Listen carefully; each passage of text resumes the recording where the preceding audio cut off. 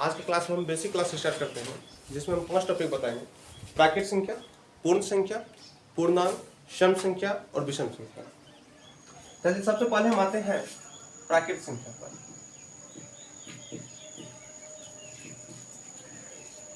प्राकृत संख्या, प्राकृत संख्या को इंग्लिश में बोलते हैं नेचुरल नंबर। नेचुरल नंबर, इसका लैंग्वेज बहुत आसान है। मतलब कहने का है कि गिनती की संख्या को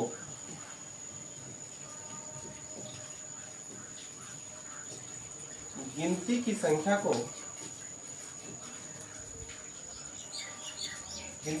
को प्राकृत संख्या का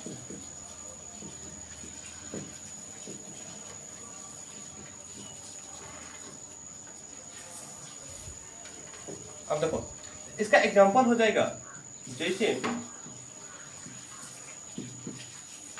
देखो गिनती की संख्या प्राकृत संख्या मतलब क्या, 1 2 3 4 5 से लेकर के अनंत तक। मतलब ये 1 से स्टार्ट होती है और अनंत तक जाती है। 1 2 3 4 5 6 7 dot dot dot dot dot, ये अनंत तक जाएगा।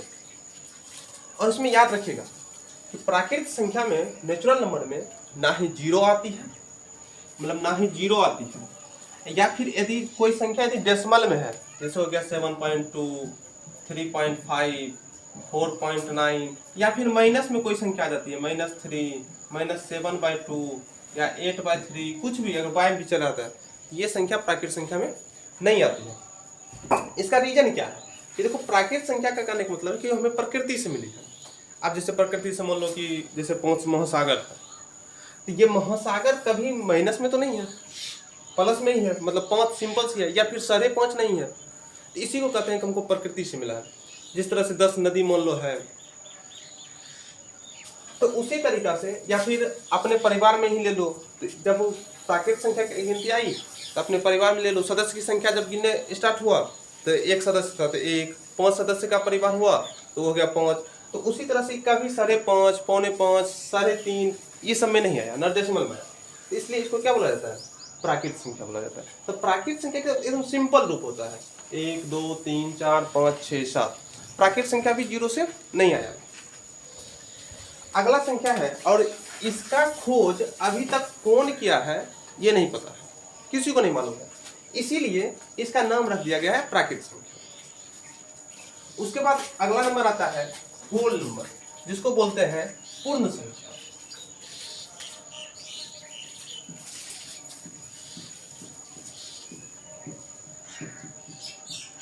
पूर्ण संख्या, होल नंबर।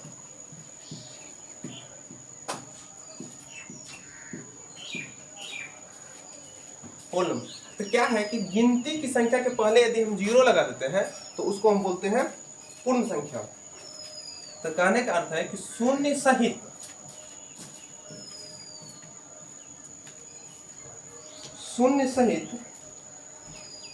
प्राकृत संख्या को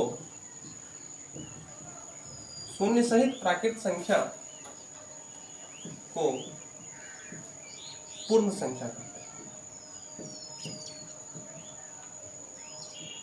क्या कहते हैं? इसका मतलब हुआ कि सिर्फ और सिर्फ प्राकृत संख्या के पहले हमको जीरो लगाना है। जैसे 0 1 2 3 4 डॉट डॉट डॉट, और ये भी अनंत तक जाती है। मतलब ये जीरो से स्टार्ट होती है पूर्ण संख्या, और प्राकृत संख्या 1 से स्टार्ट होती है, बस इतना ही अंतर। उसके बाद तीसरा आता है पूर्णांक।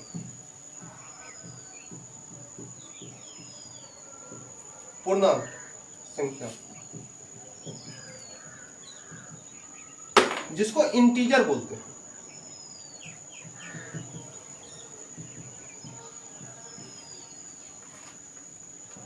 इंटीजर। अब देखो इसमें क्या है कि यही पूर्ण संख्या, मतलब क्या, धनात्मक संख्या, शून्य, और इसमें देखो शून्य तो है ही, 1 2 3 4 को हम धनात्मक संख्या भी कहते हैं। तो इसका लैंग्वेज होता है क्या, धनात्मक संख्या, शून्य और ऋणात्मक संख्या के समूह को पूर्णांक कहते हैं। तो क्या हो जाएगा इसका लैंग्वेज, धनात्मक,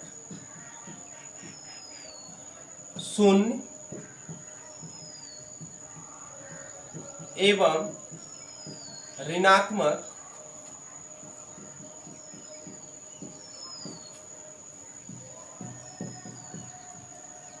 संख्या के समूह को पूर्णांक कहते हैं। पूर्णांक संख्या कहते हैं। मतलब क्या कि ये भी सिंपल रूप चलेगा, ये भी -2.3 -3.4 ऐसा नहीं हो जाएगा। जिस तरह से -4 -3 -2 -1 0 1 2 3 डॉट, ये भी अनंत तक। और इस इधर भी जो है ना, ये अनंत माइनस अनंत से स्टार्ट हो सकता है। माइनस अनंत मतलब -100 -99 -98 इस तरह से, इसी को हम बोलते हैं पूर्णांक। तो समझ गए? तो मतलब पूर्णांक, पूर्ण संख्या, प्राकृत संख्या। मतलब याद रखिएगा कि जितना प्राकृत संख्या है सब पूर्णांक है, जितना पूर्ण संख्या है सब पूर्णांक है, ठीक है। और जितना प्राकृत संख्या है सब पूर्ण संख्या। और ये अगर ये क्वेश्चन आ जाए कि क्या सभी पूर्णांक संख्या पूर्ण संख्या है, तो बिल्कुल नहीं है, क्योंकि पूर्ण संख्या में नेगेटिव नहीं होती है, लेकिन इसमें तो नेगेटिव होती है। अगर क्वेश्चन दे दिया जाए कि सभी पूर्णांक संख्या प्राकृत संख्या होती है, तो बिल्कुल नहीं होती है, क्योंकि इसमें तो जीरो भी आता है, माइनस में भी आता है, तो इसमें तो जीरो ना माइनस कुछ नहीं आता है। तो इस टाइप का क्वेश्चन आता है, कभी कभी पूछता है बच्चे क्लास में।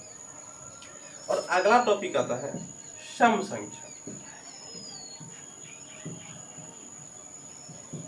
सम संख्या जिसको इंग्लिश में बोलते हैं इवेन नंबर। देखो ये भी सब बच्चे जानते होंगे, किसको कहते हैं इवेन नंबर? कि जिस संख्या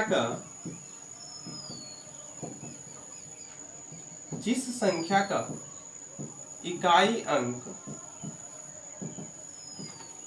0 2 4 6 एवं 8 हो, उसे ही सम संख्या कहते हैं। मतलब जिस संख्या का इकाई अंक 0 2 4 6 8 हो। अब जैसे देखो,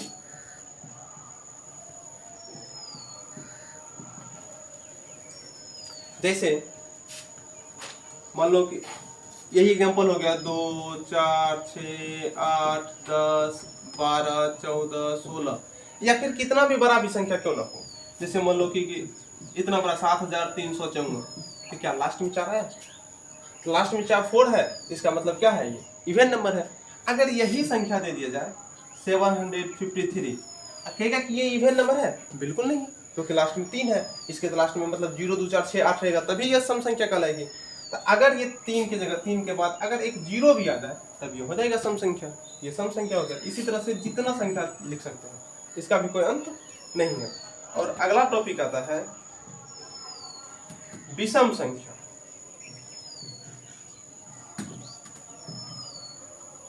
विषम संख्या जिसको बोलते हैं ऑड नंबर, इंग्लिश में ऑड नंबर। अब ऑड नंबर, तो ये भी हम बोल सकते हैं कि जो संख्या सम संख्या नहीं है वो विषम संख्या है। या फिर जिस संख्या का इकाई अंक, जिस संख्या का इकाई अंक या लास्ट डिजिट, जिस संख्या का इकाई अंक 1 3 5 7 एवं 9, मतलब क्या कि लास्ट डिजिट मतलब इकाई अंक जो होना चाहिए लास्ट में, सबसे लास्ट में 1 3 5 7 9 रहेगा, उसी को हम बोलते हैं विषम संख्या। जैसे इसका एग्जांपल ले लो, जैसे 1 3 5 7 9, ये सभी विषम संख्या है। यदि किसी संख्या का लास्ट में ये संख्या आ जाए, जैसे मान लो 73, लास्ट में 3 है, 73 में लास्ट में 3 है, तो लास्ट में 3 है तो वो विषम संख्या कहलाएगी। 867 लास्ट में 7 है तो विषम संख्या कहलाएगी। तो आज का टॉपिक इतना ही।